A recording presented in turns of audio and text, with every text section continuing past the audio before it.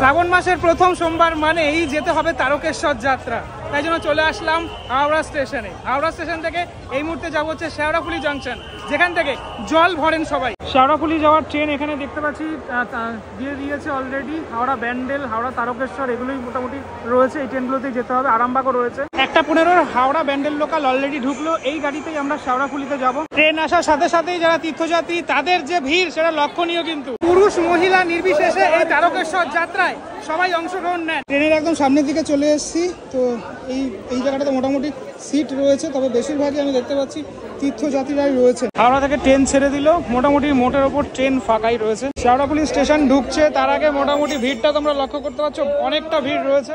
এখানেই সবাই নেমে নিমাই তীর্থ ঘাট থেকে জল পড়বে। সবাই এখানটাতেই জমায়েত হচ্ছেন, এখান থেকে যাচ্ছেন সবাই। হেঁটে হেঁটে যেতে হবে, এখান থেকে অনেকটা পথ হেঁটে হেঁটে যেতে হবে। দেখুন